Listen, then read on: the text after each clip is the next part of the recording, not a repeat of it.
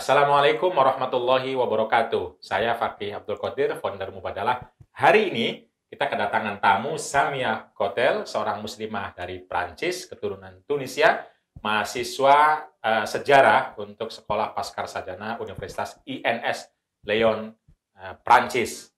Dan datang untuk mewawancarai saya terkait dengan Mubadalah. Tapi hari ini, walaupun dia mewawancara, saya yang memperkenalkan. Karena itu mungkin kita dengar dulu sedikit 1 menit tentang siapakah Samia itu, kita dengar dulu. Silahkan Samia. Terima kasih banyak Kang sama-sama. Fakih untuk hari ini. Saya senang sekali bisa ada ya di waktu yang sangat sulit di Cirebon dan di kantor Mubadalah. Nama saya Samia. Latar belakang saya itu adalah ilmu sosial dan politik, dan fokus saya itu tentang gender dalam perspektif sejarah. Jadi saya mulai S3 saya sudah 2 tahun lalu tentang sejarah ulama perempuan di Indonesia. Sejarah ulama perempuan di Indonesia. Jadi kabar baik nih kepada teman-teman yang nanti punya concern, punya perhatian, punya kajian, punya riset tentang ulama perempuan di Indonesia, terutama jaringan KUPI, Kongres Ulama Perempuan Indonesia, se-Indonesia dari Aceh sampai Papua, untuk bisa mengikuti kajian-kajian, tulisan-tulisan, atau status Facebook Samia, ya. Terima kasih banyak Kang Fakih. Jadi saya sangat tertarik ya, hari ini saya bisa bicara langsung dengan Kang Fakih, yang adalah satu ulama perempuan di Indonesia. Wow, padahal laki-laki. Iya, jadi bolehkah Kang Fakih mungkin bercerita sedikit tentang perjalanan Anda sebagai ulama perempuan di Indonesia? Wah, itu bukan sedikit, panjang itu. Jadi, kalau istilah ulama perempuan menurut Kongres Ulama Perempuan Indonesia itu kan adalah bukan individu. Jadi bukan saya sebagai pribadi, tapi gerakan bersama antar berbagai individu dan komunitas yang memiliki dasar-dasar pengetahuan keislaman, aktivisme keislaman, dengan perspektif keadilan relasi laki-laki dan perempuan. Nah, mereka yang punya ilmu keislaman dan punya perspektif terkait dengan keadilan relasi itu disebut oleh kami sebagai ulama perempuan.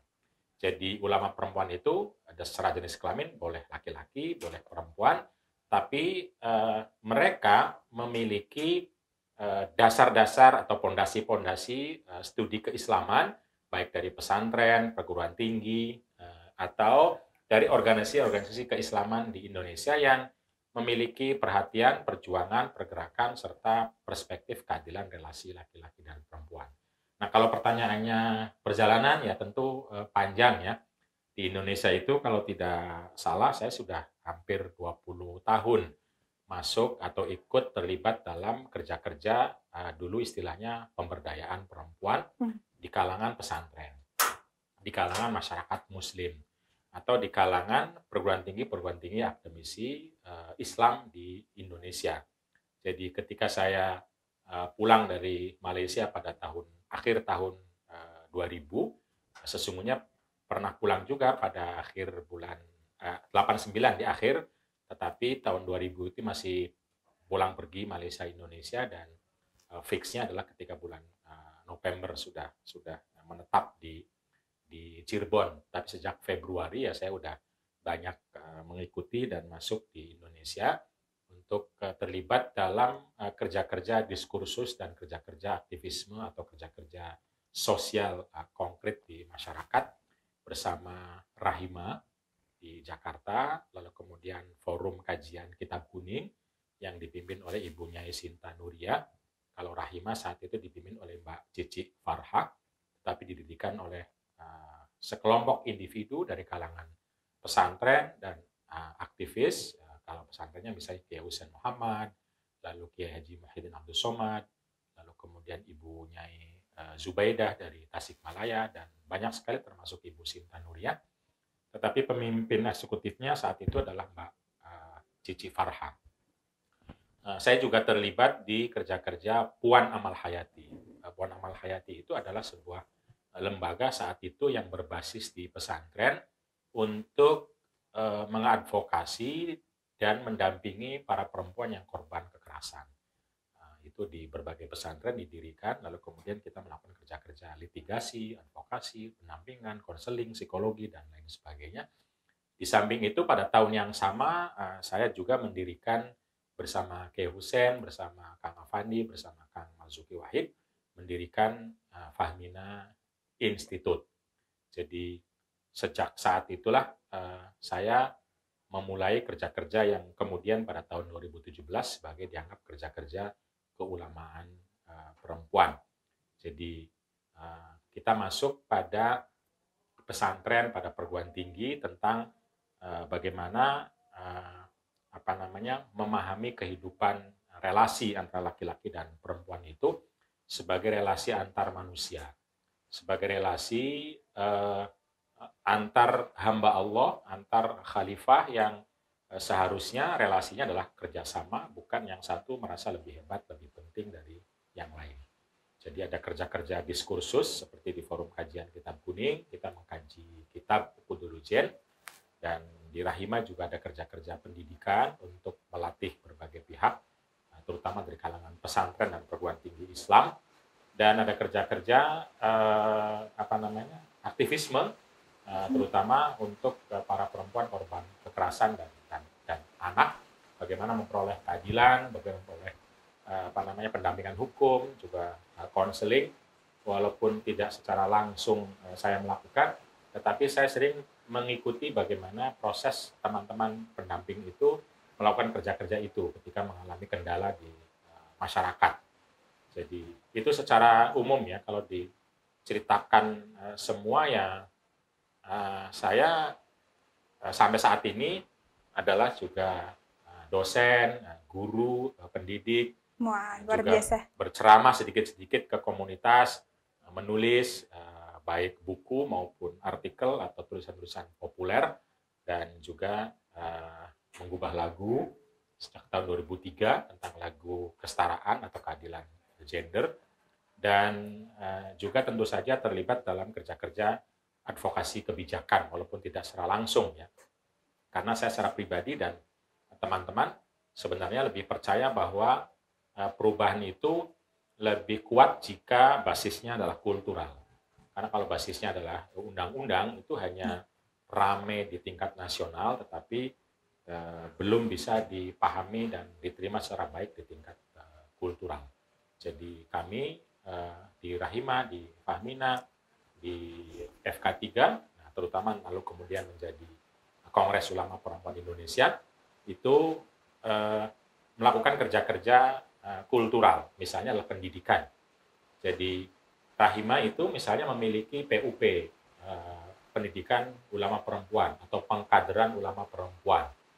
Nah itu saya menjadi bagian dari yang membuat kurikulumnya, lalu mengajar, memfasilitasi, menemani, sehingga lahirlah lalu orang-orang yang ada di pesantren, baik sebagai pengasuh maupun sebagai ustadzah atau sebagai aktivis, sebagai pengurus organisasi keagamaan, misalnya memiliki perspektif keadilan relasi di satu sisi, juga punya basis studi keislaman, dan memiliki kepedulian aktivisme yang konkret.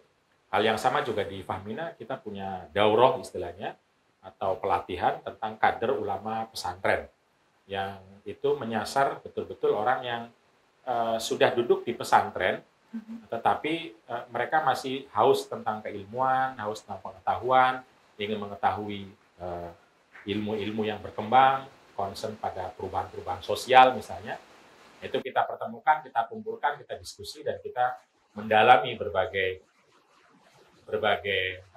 pengetahuan serta data-data dan fakta serta dan lain-lain. Lalu mereka itulah yang kemudian meminta kami untuk mengadakan semacam reuni, yang kemudian reuni itu menjadi Kongres Ulama Perempuan. Karena kalau reuni hanya teman-teman Fahmina sama Rahima dan Alimat satu lagi, Alimat itu adalah lembaga yang lebih terbelakang berdirinya tahun 2015 kalau tidak salah. Kalau Rahima dan Fahmina itu sama pada tahun 2000. Nah itu concernnya pada keluarga muslim atau hukum keluarga muslim yang adil gender. Jadi banyak kajian dan juga banyak advokasi publik, tetapi juga banyak sekali bagaimana melakukan pendidikan publik. Dari mereka-mereka inilah yang saat itu kita hitung jumlahnya sekitar 400 atau 500 orang se-Indonesia. Nah, kita mau reuni. Dan ketika reuni itu, saat itu belum kepikir namanya Kongres atau Ulama Perempuan. Kita bilang ya reuni pengkaderan Fahmina, Rahimah, dan Halimah.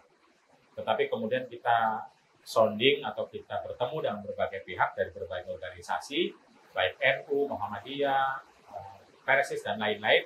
Mereka merasa pengen ikut terlibat, walaupun tidak atas nama organisasi, tapi atas nama individu.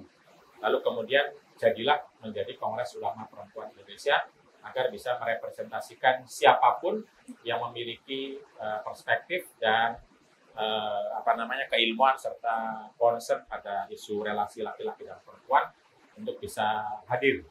Dan karena itu ya KUPI tidak hanya walaupun diselenggarakan atau diprakarsai oleh lembaga-lembaga, tetapi dia menjadi milik bersama, menjadi gerakan bersama, dan kemudian lahirlah apa yang disebut dengan Gerakan Ulama Perempuan Indonesia.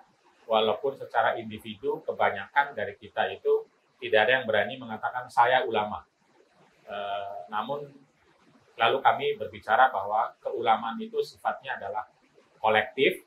Jadi karena itu kita menjadi gerakan. Jadi mungkin bukan 1-2 orang ulama, tetapi kami sebagai gerakan adalah keulamaan yang memiliki basis pengetahuan.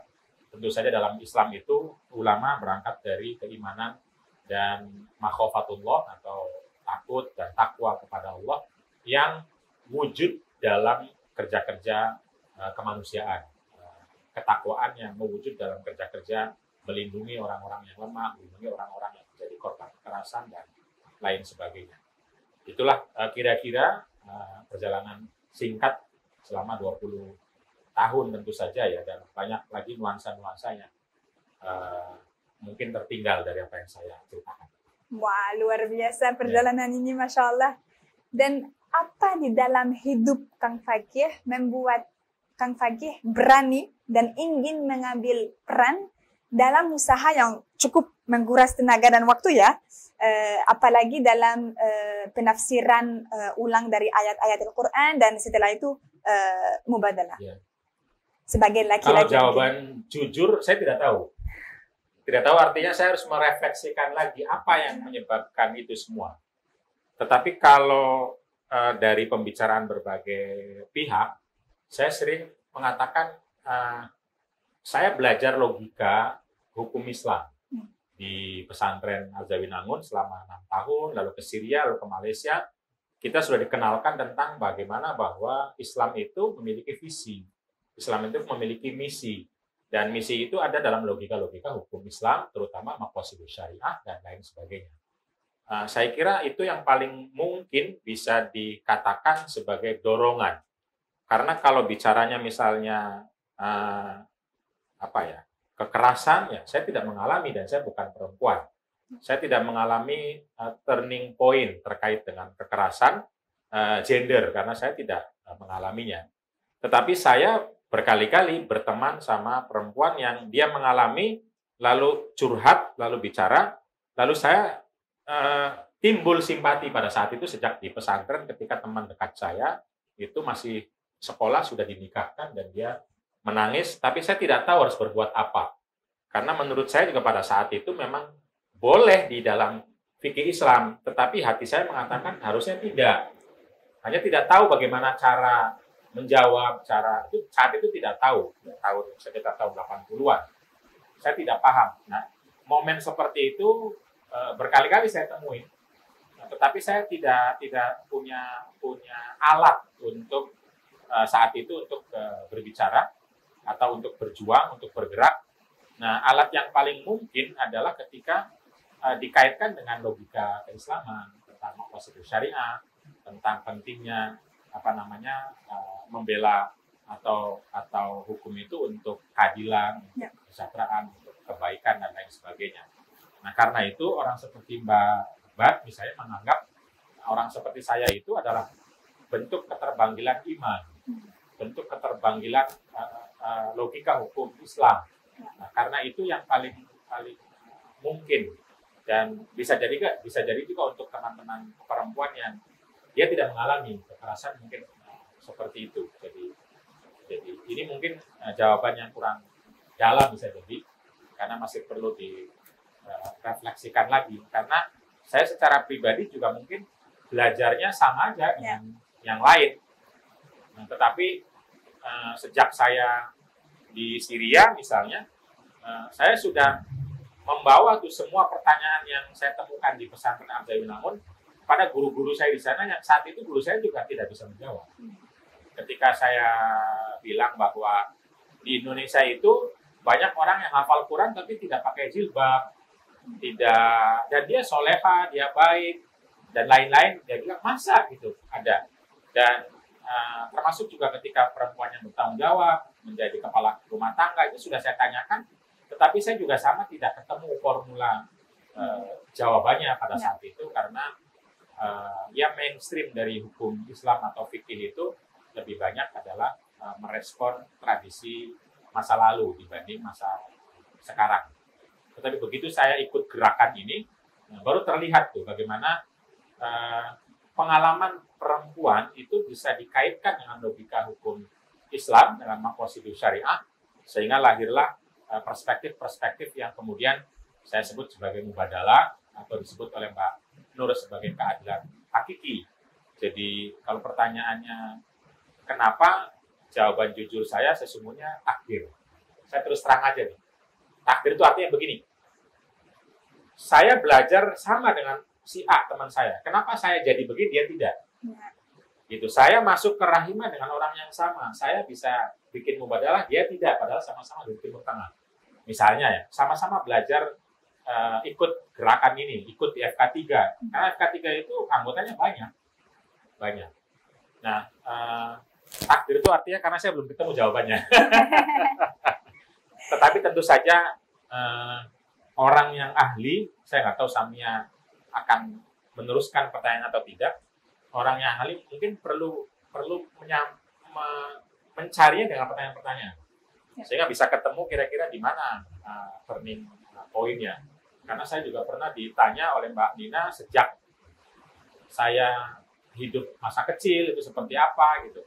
Lalu terbitlah sebuah tulisan yang saya sebut ia ada dalam hidupku dan menggerakkan kehidupanku.